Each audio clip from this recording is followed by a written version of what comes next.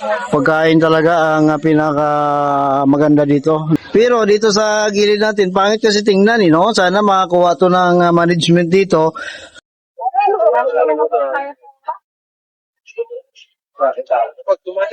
Ayan guys, nandito tayo sa may Pasig River Esplanade, ano? Yan po ang Jones Bridge. Update natin ngayong linggo ang pasyalan na ito.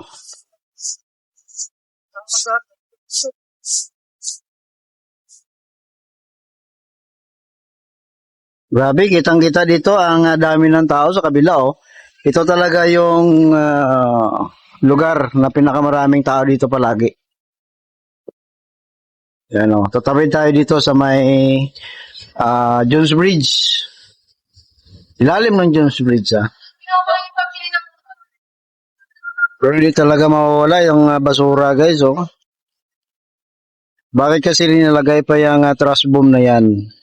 So kung wala yan, dapat naanod na yan, eh, oh. Dapat wala yan, eh. Pangit tuloy tingnan. Ito yung pinakamaraming tao palagi dito, guys. Oh. Yan. Kita nyo naman, ha. Blockbuster palagi yan. Yan. Pero dito tayo sa paborito kong daanan, sa tram. Yan, ano, dito na tayo sa taas sa may view deck. Yan, oh, daming tao dito, oh. Yan.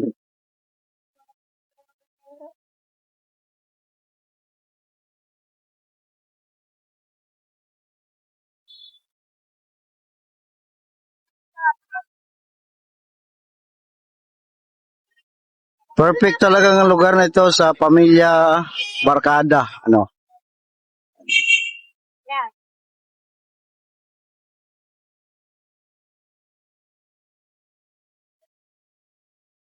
Sunset, lumubog na, guys, oh.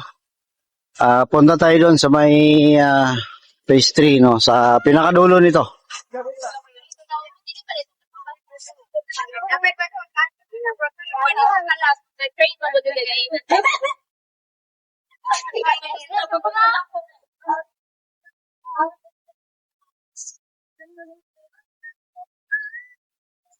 Pati ang Binondo Intramuros Bridge, no, naging pasyalan na rin. Tingnan nyo, guys, oh, dami na rin tao sa taas.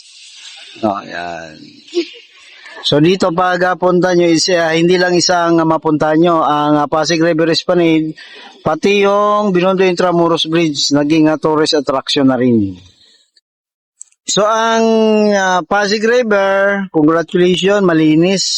Yan ang maganda. No, malinis. At syempre sa ilalim nandiyan ang tumutugtog, Pakistani na tugtog yun, or Indian, ano. Yan, oh, pampamilya talaga, oh. So ulit, ano, ito nga Pasig River Esplanade na construct ito sa pag-aproba ni Pangulong Bongbong Marcos. Wow, oh. Yan, may prenup yata dito. Ito, oh, daming tao dito, guys, oh. Yan. Asan sila, Ama? Ito yung lugar, ang pinaka-blockbuster talaga dito.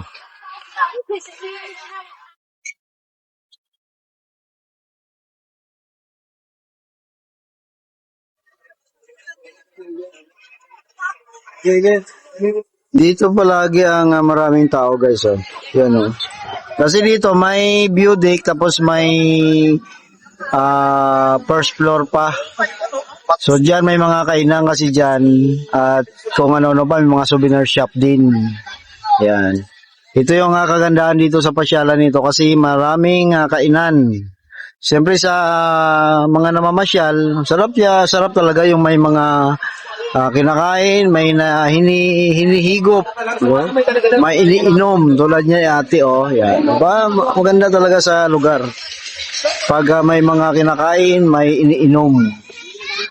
So hindi na nawawala talaga ang water lily, no? Tingnan nyo, guys, oh. May naanod na water lily. So ito talaga yung breeding ground ng water lily dito. Ang Pasig River. Yan.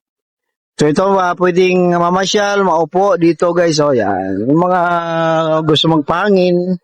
Yan. Pero hindi yung water lily nasampa na diyan sa may trash boom, oh. Tingnan nyo, guys, oh. Sana tinanggal na lang nila yan. Kung hindi naman nila tanggalin, kasi ang purpose dapat, trust bomb, naipon yung water lily, pero dapat, tinatanggal nila para hindi siya ma-stuck. O, diba? Kasabang. So palapit na tayo dito sa may phase 3 na kung saan blockbuster palagi. Yan daming tao guys. Lalong-lalo na linggo ngayon, Pero dito sa gilid natin, pangit kasi tingnan, Sana makakuha to ng management dito.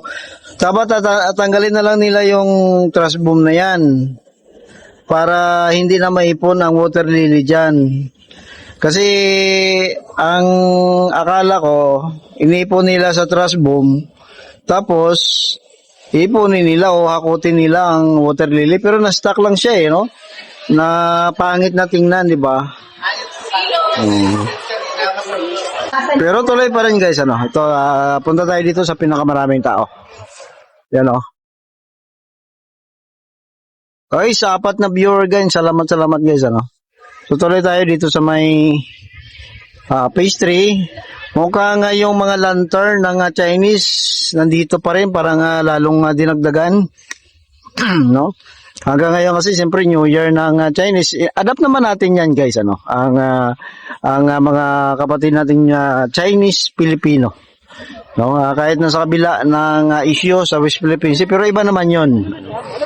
So, itong lantern nag-signify ng kanilang Chinese New Year nung nakaraan lang February 17. Yan, nakaparid tayo, may live tayo diyan guys Ino-honor naman natin 'yan So, West Philippines is West Philippines, Chinese New Year is Chinese New Year.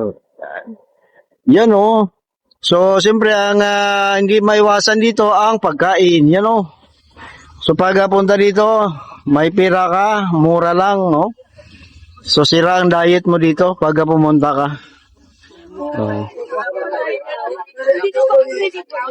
Yan mga lantern ng Chinese, naglipana dito.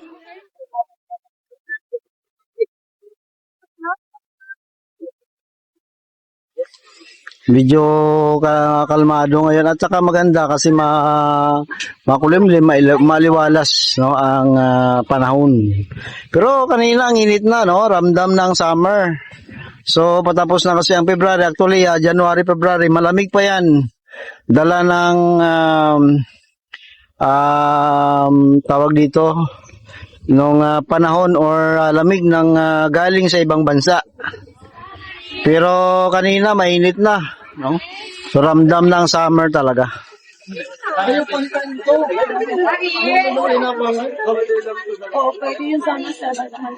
Yan daming tao. So nag-uusap yung mga para narinig ko pa, nag-uusap yung management or mga staff. So sana makuha nila yung trash boom doon, Maganda mo yung Ayun ang price talaga,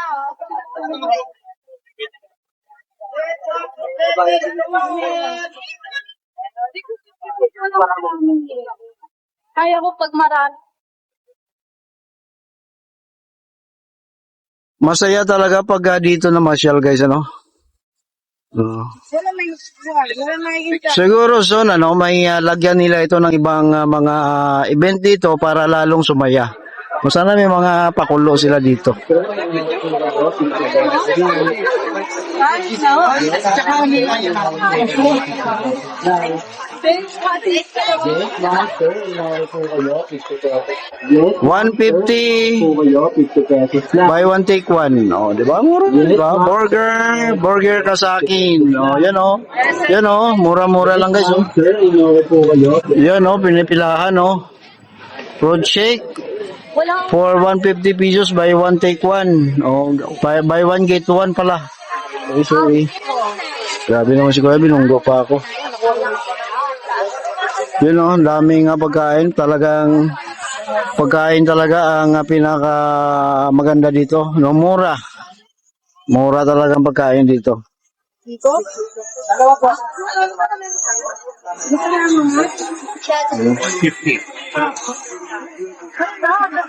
Diba? Mura.